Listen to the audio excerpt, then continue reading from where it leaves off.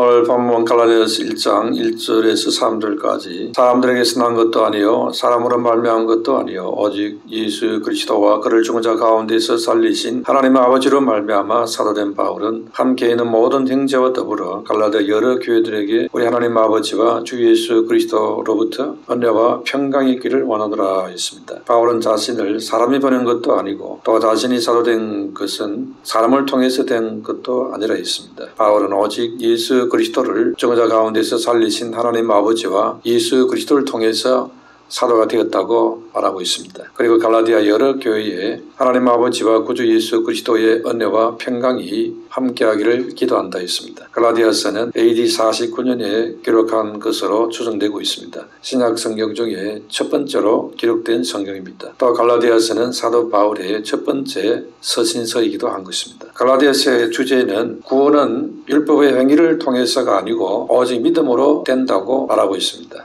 그리고 이 믿음은 하나님의 은혜로 주어지는 것이라고 말하고 있습니다. 그리고 바울이 갈라디아 교회에 편지한 이유는 바울이 떠나간 이후에 갈라디아 교회 안에 거짓 교사들이 침투했기 때문입니다. 그 거짓 교사들이 갈라디아 교회에 바울을 통해 들었던 복음을 오염시켰습니다. 그 거짓 교사들은 주장하기를 하나님께 사랑받기 위해서는 무언가를 더 행해야 된다는 것입니다. 그래서 구체적으로 유대인들과 똑같이 이방인 성도들도 할례를 행해야 된다고 말했습니다. 그래서 갈라디아 교인들은 이 거짓 교사들의 가르침에 넘어가서 따르는 자들도 있었던 것입니다. 거짓 교사들의 그 가르침으로 율법을 따르는 것이 은혜와 평강이 되었느냐? 그렇지도 않는 것입니다. 오히려 교회는 분열되고 서로 더 다투는 일들이 생겨나게 됩니다. 갈라디아 교회 안에는 이들의 가르침에 넘어간 사람들이 꽤 많이 있었던 것으로 보여집니다. 그러나 갈라디아 교회 교인들은 복음을 모르는 사람들이 아니었습니다. 이들은 이미 바울이 전해준 복음으로 새롭게 된 자들입니다. 그런데도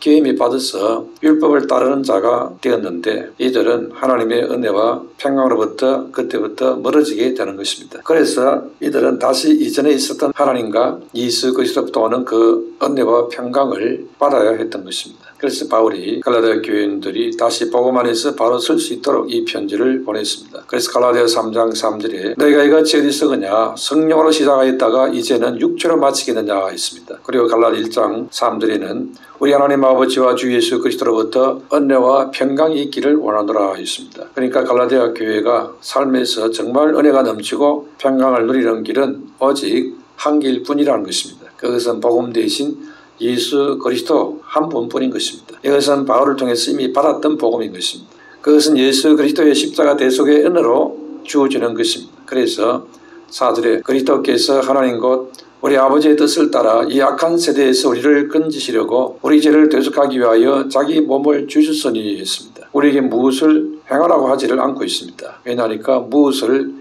행할 능력이 우리에게는 없기 때문입니다. 우리 인간들은 하나님 앞에 무기력하고 이미 범죄에서 부패해버린 존재입니다. 그래서 4절에 우리를 건지시려고 했지요. 우리를 건진다는 것은 우리가 부패에 타락했기 때문인 것입니다. 수영을 할 줄 모르는 사람이 바다에 빠졌는데 이 사람에게 무엇이 필요합니까? 수영하는 방법이 아니라 건져내는 것이 필요한 것입니다. 지금 물에 빠져 죽기 직전인데 그때 수영하는 방법을 가르쳐도 시간이 안 되는 것입니다. 그와 같이 죄악의 바다에 빠져있는 인간들은 그 죄악을 헤쳐나갈 방법이 스스로에게는 없는 것입니다. 그냥 방치하면은 다 물에 빠져 죽을 수밖에 없습니다. 그러니 지금 시급한 게 있다면은 그 죄악의 물결에서 건져내는 것입니다. 이것이 바로 하나님 아버지의 뜻이라는 것입니다. 그런데 그 죄악의 바다에 빠져 영원히 죽게 된 인간들을 위해 누가 건져 오셨느냐? 바로 예수 그리스도께서 오신 것입니다. 어떤 방법으로 왔습니까? 자신의 생명을 희생해서 살리는 방법으로 왔습니다. 그래서 예수 그리스도께서 우리를 대신해서 죽으신 것입니다. 갈라디아 1장 4절에 우리 죄를 대속하기 위하여 자기 몸을 주셨으니 했습니다. 무력한 우리를 건지기 위해서 하나님 아버지께서 뜻하신 방법은 대속, 즉 대신 죄값을 치르는 방법인 것입니다. 우리 인생이 하나님께 범한 죄로 인해서 공의의 하나님을 만족시키는 방법은 우리 사람에게는 없는 것입니다. 죽음밖에 없지요. 그래서 하나님의 공의를 만족시킬 능력이 되는 예수님께서 우리를 대신해 주신 것입니다. 그래서 예수님의 대속의 은혜로 예수님의 의는 우리에게 주시고 우리의 죄는 예수님이 십자가 위에 가져갔던 것입니다. 그래서 우리가 하나님 앞에서 무엇을 해야 된다고 외치는 충고 대신에 무기력하고 부패 타락한 우리를 위해서 예수님께서 대신 행해 주셨다. 이 말씀을 붙잡아야 하는 것입니다. 이 말씀을 굳게 잡아야 은혜와 평강이 회복되는 것이지요. 아니면 자기 방법으로 능력으로 뭘 해보겠다 하면은 계속 좌절을 느끼고 절망을 하고 평강은 오지를 않는 것입니다. 갈라디아서는 죄, 심판, 행위, 복음, 예수 그리스도, 성령, 주의 죽으신 부활, 구원, 성화 이런 주제들을 다루고 있습니다. 그러나 가장 근본적인 것은 영적 속박으로부터 벗어나게 하는 자유인 것입니다. 그리고 그 자유의 핵심은 예수 그리스도가 대속의 십자가 죽음을 통해 당시 그림자와 같은 유대교회의 율법주의, 할례, 종교의식 이런 것들을 종식시키고 예수님을 믿는 것입니다. 예수님을 믿음으로 모든 죄와 허물을 용서받게 되는 것입니다. 그렇게 될 때에 진정한 자유인이 되는 것입니다. 그럴 때 비로소 은혜와 평강이 찾아오게 되는 것입니다. 이것이 바로 주님이 우리에게 주신 자유케 하는 복음인 것입니다. 첫 번째로 누구든지 이 세상에서 우리를 자유케 하는 하나님의 부르심에 응답하는 것이 가장 중요한 것입니다. 바울은 하나님의 은혜로 선택받고 부름을 받았다고 고백하고 있습니다. 오늘 본문 갈라디아서 1장 1절에 사람들에게서 난 것도 아니요 사람으로 말미암은 것도 아니요 오직 예수 그리스도와 그를 죽은 자 가운데서 살리신 하나님 아버지로 말미암아 사도된 바울은 했습니다. 바울은 하나님의 부르심에 대해서 예수 그리스도와 그를 죽은 자 가운데서 살리신 하나님 아버지로 말미암아 된 것이라 했습니다. 여기서 진리를 말하고 있는 것입니다. 예수 그리스도를 죽은 자 가운데서 살리신 하나님이 저와 여러분의 아버지가 되셔서 우리 또한 죄로 인해 죽을 수밖에 없었지만은 살릴 것이라는 것입니다. 부모가 아무리 나를 사랑하고 평생 동안 동고동락했던 부부라 한다 할지라도 나를 죽음에서 살려내지는 못합니다. 그 누구도 나의 죽음을 대신할 수는 없습니다. 그래서 이 죽음의 길은 나 혼자 떠나가는 외로운 여행길과 같습니다. 육신이 낡아지고 무너지게 되면은 영혼의 육체에서 벗어나야 됩니다. 그런데 이제 갈 곳이 없는 것입니다. 세상 사는 동안에 내가 갈 집이 있었는데 영혼의 육체를 벗어나게 될 때에는 갈 곳이 없는 것입니다. 그러면은 그 공포감은 이런 말로 다 할 수 없는 것입니다. 그런데 그때 갑자기 온 우주 만물의 창조주가 되시는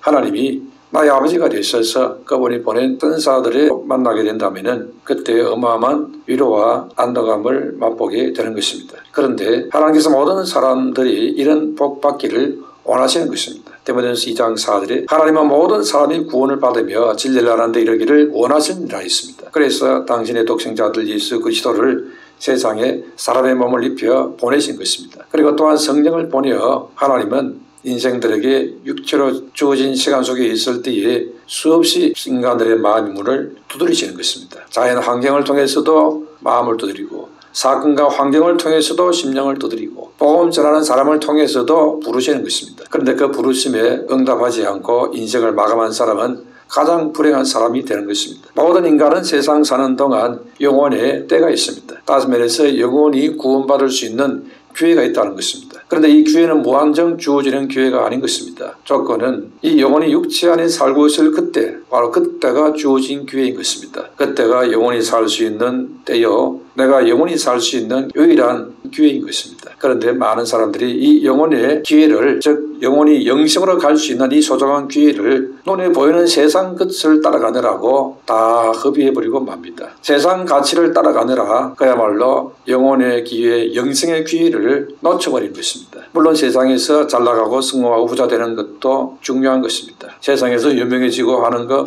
기하고 자랑할 만할 수도 있습니다. 그러나 그 세상적인 성공이 자기 영혼에게는 아무 유익도 되지를 않는 것이 문제인 것입니다. 진정한 자신의 주인은 자기 몸도 아니고 세상적인 평판도 아닌 것입니다. 진정한 자기 자신의 주인은 바로 영혼인 것입니다. 세상적인 평판이나 육신은 세상에 잠깐 사는 동안에만 유효할 뿐이지요. 그런데 이 육신이 무너지고 나면은, 즉 세상을 떠나고 나면은 그게 다 부질이 없고 허무한 것이 되고 맙니다. 알아주는 사람도 없는 것입니다.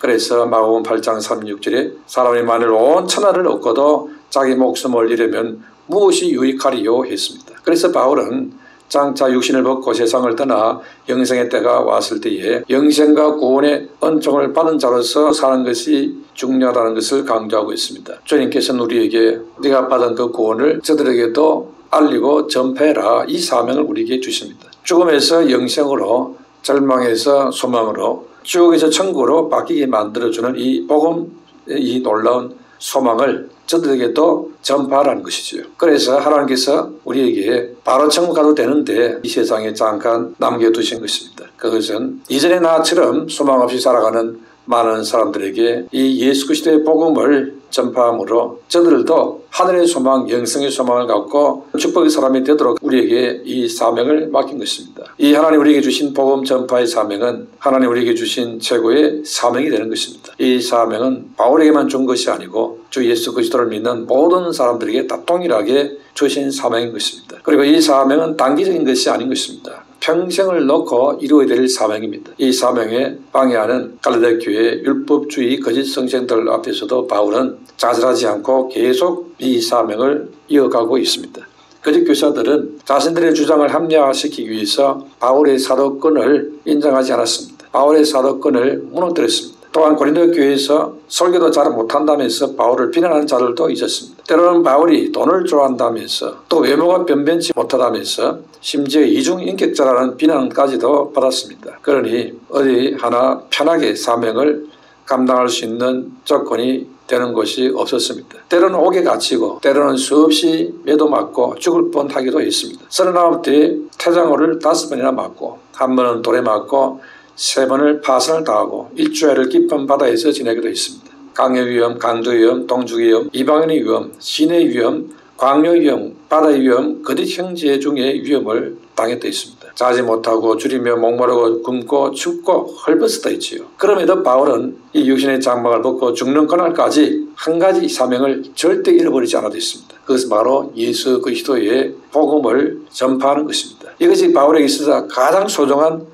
사명이 된다고 했습니다. 바울의 소명은 유대인을 포함해서 이방인과 심지어 임금들 앞에까지 가서 복음을 전파하는 것이었습니다. 이것은 한 해 이루고 끝나는 사명이 아니었습니다. 죽는 순간까지 평생 이룰 소명이요 장기적인 사명이었습니다. 이 복음 전파의 사명을 위해서 항상 기도했고 기회를 엿보고 있다가 기회가 생기면 예수 그리스도를 전거했습니다. 우리에게도 동일하게 이 복음 전파의 사명이 주어졌고 축복의 기회로 주어졌습니다. 이제 우리는 예수 믿고 영생의 축복을 붙잡은 자들이 되었습니다. 거기에서 더 큰 축복으로 나아가는 길이 있는데 그것은 다른 사람들도 이 축복으로 나오도록 길을 열어주고 섬겨주고 도와주고 기도하는 것입니다. 그렇게 할 때 하늘에서 영원토록 별과 같이 비치는 어마어마한 축복에 나아갈 수 있다고 했습니다. 두 번째로 이 땅에 사는 동안 하나님의 은혜와 평강을 누리는 것이 중요한 것입니다. 하나님의 사랑과 은혜는 나의 의지와 노력으로 주어지는 것이 아닙니다. 은혜와 평강은 하나님의 의지로 주어지는 것입니다. 그래서 바울은 갈라디아 교인들에게 기원하기를 갈라디아 1장 3절에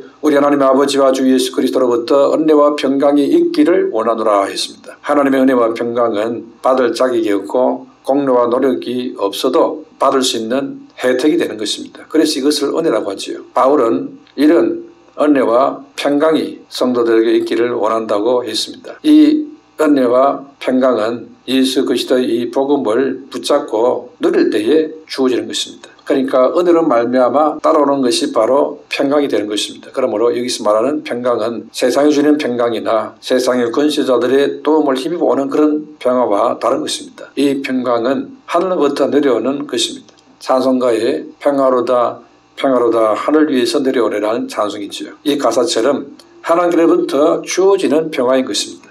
그래서 바울은 은혜와 평강이라는 말 앞에 우리 하나님 아버지와 주 예수 그리스도로부터 이 은혜와 평강이 주어진다고 했습니다. 은혜의 핵심은 예수 그리스도의 십자가를 통해 이루어지는 하나님의 구원의 은총입니다. 그리고 평강은 예수 십자가의 대속으로 이루어진 하나님과 인간 사이에 한목으로 오는 내적인 평화를 말하는 것입니다. 이것은 인간에 의해서 오는 게 아닌 것입니다. 성부, 성자 하나님으로부터 주어지는 것입니다. 그러므로 이 은혜와 평강이야말로 위로부터 주어지는 선물이고 복음의 핵심이 되는 것입니다. 에베소 2장 8절에 너희가 그 은혜를 인하여 믿음으로 말미암아 구원을 얻었으니 이것이 너희에게서 난 것이 아니요 하나님의 선물이라 했지요. 그리고 허물과 죄로 말미암아 죽어있던 자가 살아나는 그런 은혜가 되어지는 것입니다. 이 은혜로 우리에게 평강이 오는 것입니다. 그런데 예수님이 우리에게 이 은혜와 평강을 주기 위해서 무엇을 했습니까? 갈라디아 1장 4절에 그리스도께서 하나님 곧 우리 아버지의 뜻을 따라 이 악한 세대에서 우리를 건지시려고 우리 죄를 대속하기 위하여 자기 몸을 주셨으니 했습니다. 이 악한 세대에서 우리를 건지고 우리 죄를 대속하기 위해서 당신의 몸을 내어주셨다는 것입니다. 그러니까 우리 죄의 값을 짊어지고 대신 죽으셨다는 것입니다. 바울은 이 사실을 믿었습니다. 그리고 이 사실을 전하는 일을 위해서 일평생을 살았습니다. 그러므로 어디를 가든지 어떤 사람을 만나든지 예수 십자가의 대속의 은혜와 평강을 기원했습니다. 이것을 전하지 않으면 자기에게 화가 있을 것이 됐습니다. 고린도서 9장 16절에 내가 복음을 전할지라도 자랑할 것이 없으면 내가 부득불 할 일임이라. 만일 복음을 전하지 아니하면 내게 화가 있을 것이로다 했습니다. 우리도 바울처럼 구원받은 사람에는 구원의 은혜를 전달할 사명이 있습니다. 내가 가는 곳에 내가 만나는 사람에게 은혜와 평강을 전달하는 자가 되어야 되는 겁니다. 툭하면 은혜가 떨어지게 하고 평강을 무너뜨리는 그런 사람이 되어서는 안 되는 것입니다. 양화진에 가면 외국인 선교사 묘원이 있습니다. 거기에 1908년 급성 맹장염으로 25세의 젊은 나이로 조선 땅에서 순교한 여선교사 루비 캔들에게 묘가 있습니다. 자신의 생명을 바쳐 조선 땅에 은혜와 평강을 전하신 분입니다. 이분은 죽음을 앞두고 자기를 파송한 텍사스 청년 선교단체에 편지를 보냈습니다. 뭐라고 했냐니까 만일 내가 죽으면 텍사스 청년 회원들에게 10명씩, 20명씩, 50명씩 아침 저녁으로 조선에 나오라고 전해주세요. 만약 내게 줄 수 있는 1000개의 생명이 있다면 나는 1000개의 생명을 모두 조선을 위해 바치겠습니다. 그렇게 고백했습니다. 그리고 부모님께는 이렇게 편지를 썼습니다. 이것은 참 아름다운 것입니다. 모두 하나님을 닮은 사람들 같아요. 선한 마음과 복음에 대한 열정으로 보아 아마 몇십 년이 지나면 조선은 주님의 사랑이 넘치는 곳이 될 것 같습니다. 그러나 한편에서는 탄압이 점점 심해지고 있습니다. 선교 본부에서는 다들 철수하라고 하지만 대부분의 선교사들은 자신들이 전도한 조선인들과 숨어서 예배를 드리고 있습니다. 오늘은 유난히도 집에 가고 싶습니다. 그러나 저는 이 땅에 저의 심장을 묻겠습니다. 이것은 조선에 대한 제 열정이 아니라 조선을 향한 하나님의 열정이라는 것을 알게 되었습니다. 엄마 아빠 사랑합니다. 이렇게 편지를 썼습니다. 이런 복음 사명을 감당하는 젊은 선교사가 이 땅에 복음을 위해서 자기 모든 것을 바쳤을 때에 이 땅에 교회가 세워지고 축복의 땅으로 변했다는 것을 알 수 있습니다. 하나님은 다니엘서 12장 3절에 많은 사람을 옳은 대로 돌아오게 한 자는 별과 같이 영원토록 비치리라 했습니다. 그러므로 우리도 할 수 있으면 많은 사람들을 옳은 대로 돌아오게 하는 일을 해야 됩니다. 그래야 영원한 천국에서 별과 같이 영원토록 빛나는 승리의 사람이 되는 것입니다. 이것이 우리의 진짜 사업이요 우리의 꿈과 비전인 것입니다. 세상 것은 다 지나가는 것이지만 이것은 영원히 굳게 서는 하나님께 받는 영광과 칭찬과 상급이 되는 것이죠. 세 번째로 우리는 이 땅에 사는 동안에 모든 영광을 하나님께 돌려야 됩니다. 주의 영광을 가르치는 그런 어리석음을 절대 범하지 말아야 됩니다. 5절에 영광이 그에게 세세토록 있을지어다 아멘 했습니다. 우리가 구원받은 주의 백성이 되고 복음의 사명을 감당한 자가 되는 것은 하나님이 주시는 은혜인 것입니다. 그러므로 오직 하나님의 영광만 드러내야 됩니다. 결국 나를 위한 삶이 아니고 주님을 위해서 사는 삶이 되어야 된다는 것입니다. 바울의 삶이 그랬지요.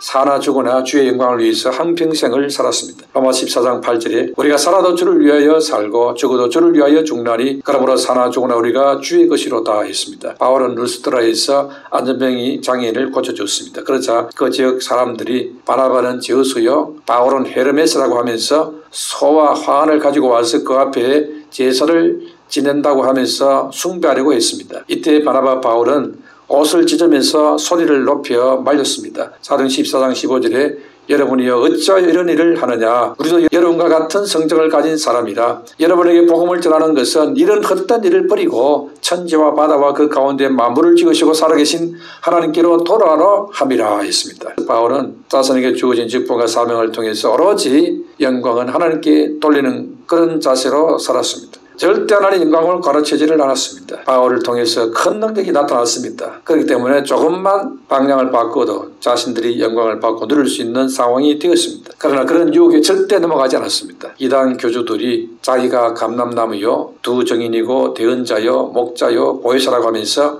하나님의 영광을 가르칩니다. 그러나 우리는 갈라디아 2장 20절에 내가 그리스도와 함께 십자가에 못 박혀 나니 그런즉 이제는 내가 사는 것이 아니요 오직 내 안에 그리스도께서 사시는 것이라. 이제 내가 육체 가운데 사는 것은 나를 사랑하사 나를 위하여 자기 자신을 버리신 하나님의 아들을 믿는 믿음 안에서 사는 것이라.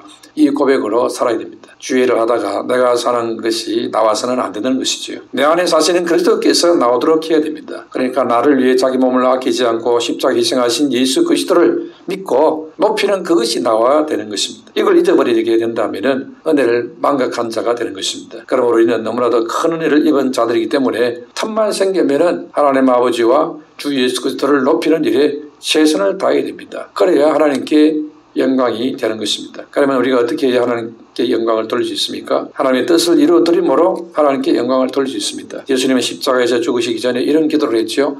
요한복음 17장 4절에 아버지께서 내게 하라고 주신 일을 내가 이루어 아버지를 이 세상에서 영화롭게 하여 싸우니 했습니다. 우리도 하나님께서 내게 하라고 주신 일을 내가 이루어서 드릴 때에 하나님께 영광을 돌려드릴 수 있습니다. 또 예배를 통해서 하나님께 영광을 돌려드릴 수 있습니다. 고린도서 6장 20절에 너희 몸으로 하나님께 영광을 돌리라 했지요. 로마 12장 1절에 그러므로 형제들아 내가 하나님의 모든 자비하심으로 너희를 권하노니 너희 몸을 하나님의 기뻐하시는 거룩한 산 제물로 드리라. 이는 너희가 드릴 영적 예배니라 했습니다. 그러므로 하나님은 오늘날도 우리의 예배를 받으시기를 원하고 진정으로 예배하는 자를 찾았습니다. 진정으로 하나님께 영광 돌리는 그 예배를 찾는 것이요. 타성에 젖어서 드리는 그런 예배를 찾는 것이 아니고 진정으로 하나님께 영광 돌리는 예배를 찾으시는 것입니다. 우리 안에 타성에 젖어 드리는 나쁜 습관의 그런 예배 습관을 빨리 고쳐야 됩니다. 예배 시간에 마음을 다른 것에 두고 있다든지 이것은 하나님을 무시하는 행위 될 수가 있습니다. 하나님께 존중 여김을 받으려면 우리도 하나님을 존중히 여기야 하는 것입니다. 그러므로 예배의 실패는 인생의 실패로 직결될 수 있습니다. 그리고 또한 우리의 착한 행실을 통해서 하나님께 영광을 드려야 됩니다.